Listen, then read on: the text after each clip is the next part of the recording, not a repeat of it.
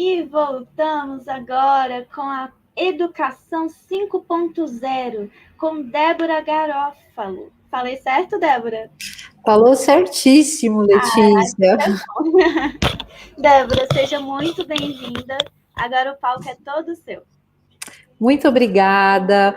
Boa tarde a todos e todas. Que prazer estar aqui novamente com vocês, a Latinoair, que é a minha casa, né? Eu já me sinto de casa, então para mim é um prazer enorme estar aqui participando mais uma vez de um evento falando sobre educação. A gente que precisa salientar, falar sobre educação, mas para mim é uma honra mesmo, porque eu trouxe um tema aqui para a gente discutir hoje que é sensacional. Educação 5.5. E aí, o que eu quero aqui no dia de hoje é realmente desconstruir para construir. Né? Falando rapidamente sobre mim, sou Débora Garófalo, sou professora da Rede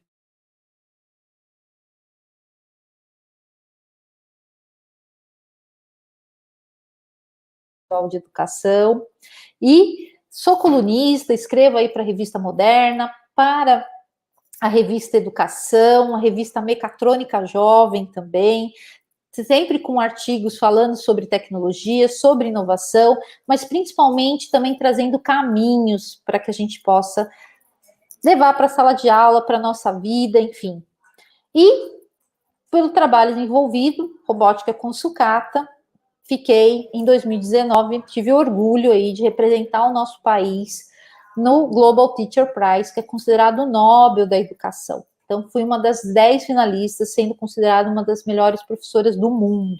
Não pelo título, mas pela alegria de levar a nossa educação ao nível mais alto do mundo. E aí, está preparado para desconstruir, para construir? Vamos falar de educação 5.0? Bom, já estávamos num cenário, né, falando muito de como aí levar tecnologia para dentro da nossa sala de aula. E também já vínhamos num cenário falando muito de como promover, como trazer uma educação disruptiva, como descomplicar esse processo de inovação. E para tudo isso, então, eu queria começar a nossa tarde, o nosso bate-papo aqui, que ele vai ser muito rápido, você tem que ficar de olho na hora. O que é inovação? O que é uma educação 5.0? Como promover uma educação disruptiva? E como descomplicar o processo de inovação? Quando a gente fala em inovação, a gente fala de possibilidades, a gente fala de caminho. Tecnologia não tem poder de transformação. Ela só tem poder de transformação se ela vier acompanhada de objetivos claros, né? E também abordagens ativas, como as metodologias ativas, o ensino híbrido. E nessa onda, então, vem a educação 5.0, que nada mais é do que uma evolução da educação 4.0, que nasceu da Revolução Industrial, que trouxe novos caminhos para o mundo, né? Você já viu aí falando um pouquinho no vídeo, né, sobre educação 4.0, sobre indústria 4.0. E quando a gente fala de educação 5.0, é como humanizar um pouco dessas tecnologias. E como a gente humaniza isso para dentro das tecnologias, para dentro da sala de aula. E para isso, então, a gente precisa romper velhos paradigmas, dar vazão para que a gente possa trazer uma educação disruptiva e descomplicar esse processo de inovação. E se você está achando que é muito difícil, a gente vai junto, porque a gente vai descobrir como se faz isso nessa nossa conversa aqui, no nosso bate-papo. Bom, conta aí um pouquinho para mim, né? Tô curiosa aqui para saber como você vem aí numa escala de Alices, se preparando aí para inovar dentro da sala de aula. Tá preparado? Tá desconfiado? Medo? Um pouco cansado? Mas eu quero falar para vocês que esse é o momento de investir. Investir em formação coletiva, é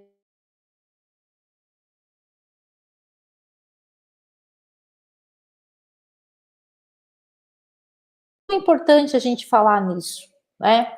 Porque a tecnologia por si só, ela é maravilhosa, mas ela não tem poder de transformar a educação. Para que tenhamos esse poder transformador da educação, precisamos que ela venha, então, acompanhada de objetivos muito claros. E, para isso, precisamos romper velhos paradigmas. E precisamos sempre estar nos atualizando, dando aquele passo para frente aí, para transformar a nossa educação. E, claro, que entre isso a gente tem que falar do ensino híbrido, né? Que é a bola da vez, que não vai resolver todos os nossos problemas, mas tem uma grande oportunidade de estar inserido dentro dessa educação 5.0, porque vai trabalhar com metodologias ativas, que visam o quê? Tirar o estudante da passividade, trazê-lo para o centro do processo de aprendizagem. E para isso ele vai contar com algumas modalidades, como rotações por estações, rotação individual, laboratório rotacional e a sala de aula invertida. Tudo isso visando que esses modelos mesclem a aprendizagem, aprofundam debates, mas principalmente a personalização do ensino. As rotações por estações, elas vão funcionar em formato de circuito. O professor, né, ele vai ter dentro da sua sala de aula, então, aquele circuito, e aí ele vai poder dar um tema geral, por exemplo, a questão do meio ambiente, e através de estações, são subtemas, eles podem, então, trabalhar com esse viés, com subtemas que vão estar ligados ao meio ambiente. E para isso, o professor, então, vai fazer todos os estudantes, cronometrando o tempo deles, para que eles possam circular por entre esses espaços. A rotação individual vai acontecer muito similar, mas de maneira individual. O laboratório rotacional é aquele que vai mesclar com espaços de aparatos tecnológicos. E a sala de aula invertida é aquela que merece um destaque. Por quê? Porque ela vai trabalhar antes, durante e depois. Porque não é só antecipar fatos, não é só antecipar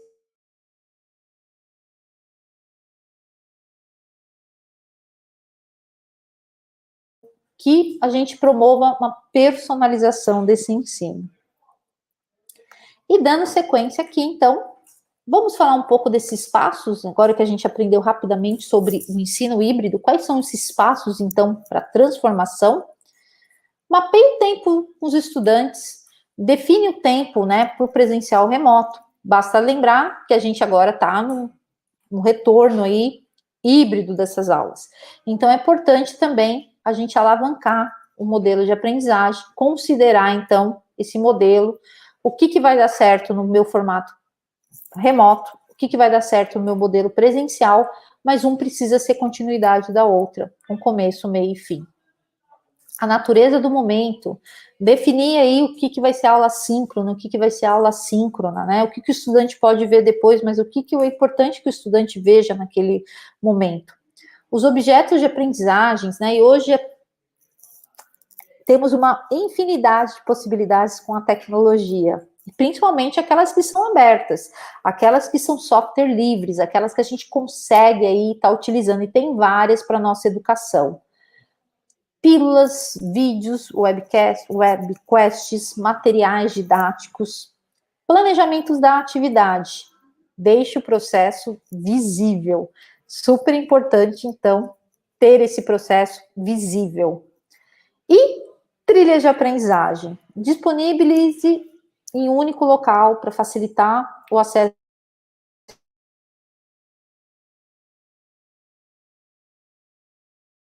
ao Telegram.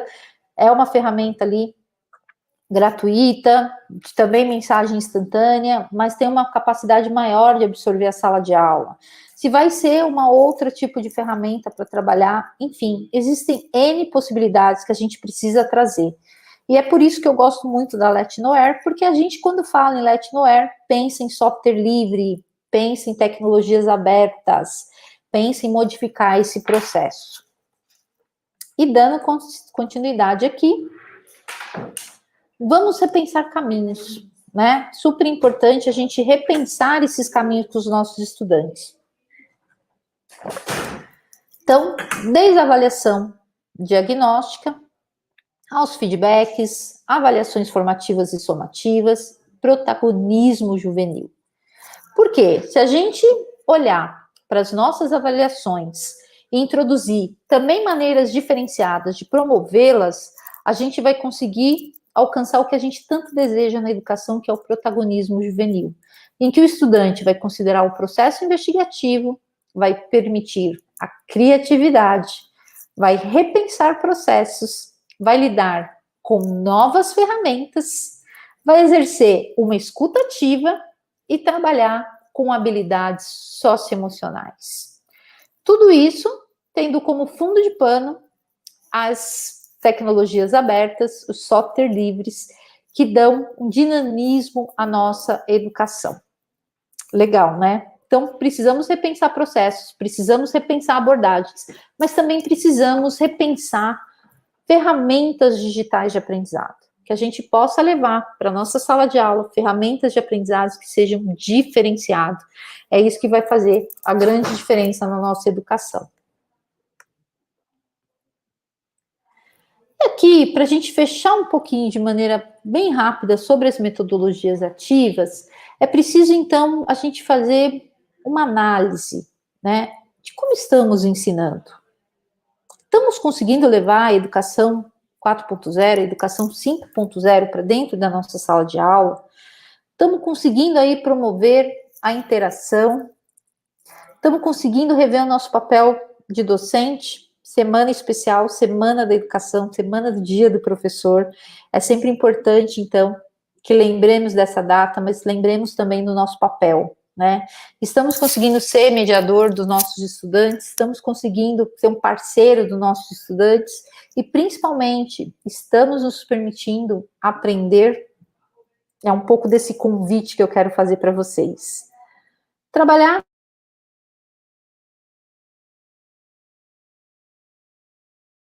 A gente viu lá, quando a gente fala de ensino híbrido, a gente está falando de novas maneiras, estamos falando de acolhimento, estamos falando de respeitar o ritmo de aprendizagem, estamos falando de compreensão do híbrido, dos desafios das nossas escolas, de dar esse primeiro passo, que ele seja simples, de experimentação, de um aprendizado ativo, que vai trabalhar com algumas modalidades, resoluções de projetos entre pares, mas que também vai trazer as modalidades híbridas, rotações por estações, rotação individual, laboratório presencial e a sala de aula invertida. Tudo isso buscando o quê? O estudante no centro do processo de aprendizado, mas mais do que isso, personalizar o ensino. Então, quando falamos em tecnologias abertas, software livres, também estamos falando de novas abordagens. Não adianta eu trazer uma tecnologia, né, para dentro da sala de aula se isso não vier acompanhado de novas abordagens. E isso fica muito claro, cada vez mais claro, para o nosso dia a dia e para a educação. E aí, não posso deixar de passar por aqui, sem falar de uma forma de inovar dentro da sala de aula, que é trazer a cultura do faça você mesmo, que é a cultura maker, que traz o movimento para dentro das unidades escolares e que para isso traz o experimentar, o aprender junto, o aprender com as mãos, o aguçar, e alguns pilares que são essenciais, como consertar, modificar, fabricar, fazer e construir. E para que eu possa aqui falar para vocês um pouquinho sobre a cultura maker, eu queria trazer para essa educação 5.0, que é uma educação humanizadora das tecnologias, o case de robótica com sucata. Esse que ficou conhecido nacionalmente e internacionalmente pela quantidade de prêmios que ganhou, mas que também ficou muito conhecido por ser hoje uma política pública aqui da Secretaria Estadual de Educação. Então, o projeto de robótica com sucata nasce da necessidade de transformar a vida das crianças e jovens, principalmente das periferias, de trazer novas formas de aprendizado, de trazer um olhar diferenciado para dentro da nossa educação, de uma sala de aula que seja envolvente, que seja significativa, que traga traços para que a gente possa lidar com os problemas. E contando rapidamente, então, sobre o trabalho de robótica com sucata, ele nasce no ano de 2015, onde eu, como uma professora de tecnologias, professora da área de humanas, querendo trabalhar tecnologia, me desperta ali aquela vontade maior de estar atuando com as tecnologias.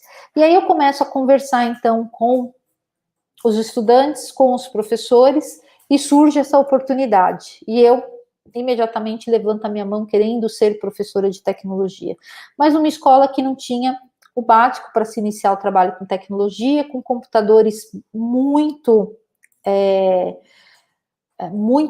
desatualizados, com uma internet péssima. E naquele cenário, eu faço uma proposta ousada, trabalhar com aquilo que eu não tinha, que era programação e robótica.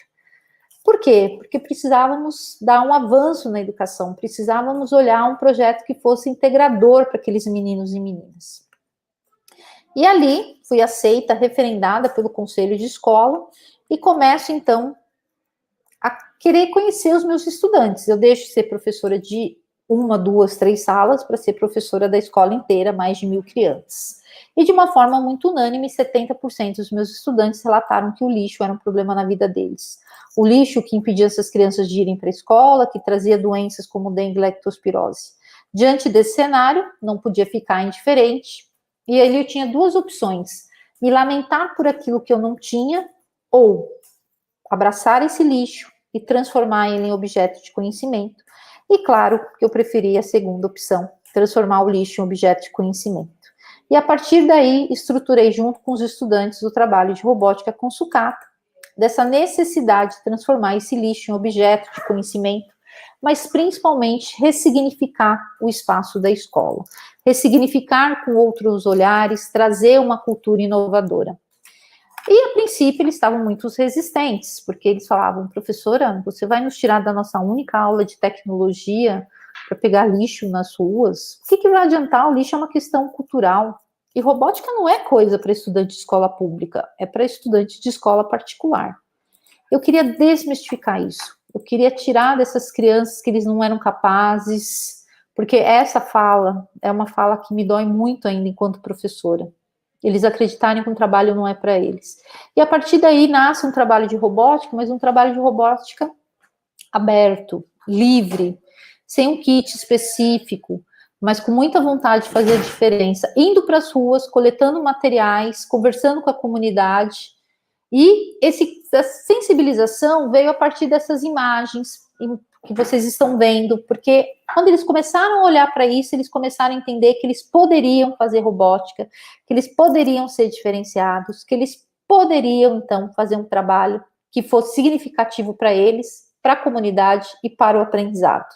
E a partir daí, então, nasce o trabalho de robótica com sucata, que consistiu em aulas públicas, sensibilização da comunidade sobre o lixo, recolhimento de lixo eletrônico e materiais recicláveis, depois do exercício do pensamento crítico, do pensamento científico, da criatividade, com mão na massa, separação desses materiais que seria usado, que não seria vendido para arrecadar verba para o trabalho se tornar autossustentável, trabalhando no empreendedorismo, e por fim uma feira de tecnologias para compartilhar todos os conhecimentos. E aqui eu ilustro um pouquinho para vocês que é um aprendizado baseado em problemas reais, de sair do senso comum, de mostrar para esses jovens que eles podem ser protagonistas da sua própria história.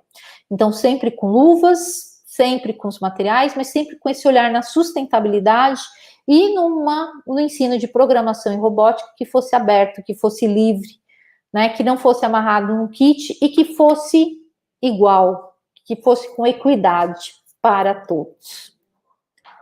Aqui eu ilustro um pouquinho mais desse trabalho, né, nesse âmbito, então, de mostrar que a sala de aula poderia ser um espaço diferenciado, que as meninas podem ocupar esse espaço da ciência, que lugar de mulher é onde ela quiser, inclusive aí mexendo com ferro de solda, com ferramentas, mas trazer essa configuração diferenciada. Lembra lá que eu comentei das metodologias ativas, né, como um pilar da educação 5.0, muito presente nessa sala de aula. Então, não precisei fazer esse trabalho para grupos, mas também pensei em alternativas, usando as metodologias que funcionam para trazer novas abordagens de ensino. E aqui eu ilustro um pouquinho para vocês dos primeiros robôs aí, dos primeiros protótipos produzidos com esses estudantes. mão mecânica, robô de papelão, o carrinho aí trazendo elementos, né, elementos da eletrônica, um carrinho de PVC. A primeira vez que os estudantes tiveram a oportunidade de ir para uma feira de tecnologias, expor os seus trabalhos, conhecer fora daquele ambiente da escola. E aqui, meu aluno Igor construindo o seu aspirador de pó. Igor, no determinado momento, fala que está pronto, testa na tomada, que faz, bom, fica aquele silêncio, né? Todo mundo olhando para mim, e o Igor pergunta, professora, você sempre disse que o erro fazia parte do processo. Porque quando a gente traz a cultura inovadora para dentro da sala de aula, o erro começa a fazer parte do processo. Errar é inovar, é aprender, é encontrar novos caminhos, novas possibilidades. Aqui eu trago um pouquinho para vocês de como foi esse trabalho, então, ao longo dos anos, 3 anos e meio, mas sempre com esse olhar integrador para uma educação inovadora, uma educação que trabalhasse com novas abordagens de ensino e tivesse a tecnologia como propulsora do processo de aprendizagem. Então, o primeiro protótipo que nós fizemos, o carrinho movido a balão de ar, para o segundo aí, a garrafa PET já com eletrônica, o terceiro carrinho de PVC, que toca a música do Frozen, Let It Go, para um quarto carrinho Chevrolet. Sempre com a essência dos materiais recicláveis, da sustentabilidade em sala de aula. Da sala de aula para milhares. Hoje esse trabalho faz parte aqui da rede estadual de ensino e está para 3,5 milhões de estudantes desde o primeiro ano ao ensino médio, onde eles têm a oportunidade de trabalhar com robótica, né? Mas uma robótica que é diferenciada, uma robótica que é aberta e se tornou uma metodologia de ensino. Mais do que isso, trouxe a oportunidade da gente poder realmente trazer uma educação inovadora, uma educação que faça sentido para as nossas crianças, que faça sentido para os nossos jovens e que traga aí todo um pertencimento, né? A educação, para ela poder ser disruptiva, ela precisa quebrar os velhos paradigmas pedagógicos e trazer inovação, trazer o mão na massa, trazer novas abordagens é o que vai fazer essa diferença na nossa educação.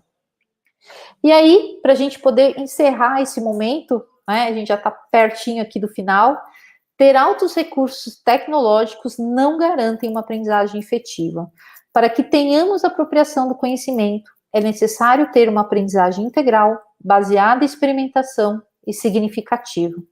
Isso é promover uma educação 5.0, isso é humanizar as tecnologias, isso é trazer pertencimento e encontrar caminhos para que a gente possa inovar no processo de educação. Quais são os passos aí para a gente inovar? Permita-se aprender, use problemas reais. O território educativo está cercado de problemas que os estudantes podem dar conta de resolver. Flexibilize o currículo e o mão na massa. Lembre-se, o erro faz parte do processo.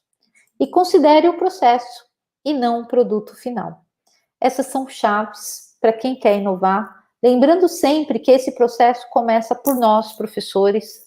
Nós temos que estar dispostos a dar esse primeiro passo, a iniciar esse trabalho na sala de aula. E para a gente finalizar, lembre-se, o simples é o que funciona, o simples é o que realmente dá certo na nossa educação. E deixo aqui para que a gente possa conversar, para que a gente possa trocar. Se não apareceu nenhuma dúvida agora, mas que depois ficou com alguma coisa na cabeça de tudo que eu conversei aqui com vocês, me procurem lá nas redes sociais, @garofalodébora. Terei um prazer enorme de estar conversando com vocês. Letícia, devolvo aí para você. Um prazer aqui enorme estar com vocês. Gente, exatamente o que a Débora falou. Tá o contato dela, vocês mandem para ela. Infelizmente, eu não posso passar aqui do nosso tempo. Débora, muito obrigada. Foi uma ótima palestra. Eu aprendi já também bastante coisa. E é isso. Se você quiser deixar mais algum recado para eles. Só queria, assim, parabenizar os nossos queridos professores, né? Semana especial, semana de Dia dos Professores, e falar que estamos juntos aí para essa transformação da nossa educação, sempre com software livre, sempre com tecnologias abertas. Obrigada, é sempre um presente estar aqui. Um beijo a todos. Tchau, tchau, Débora. Muito obrigada.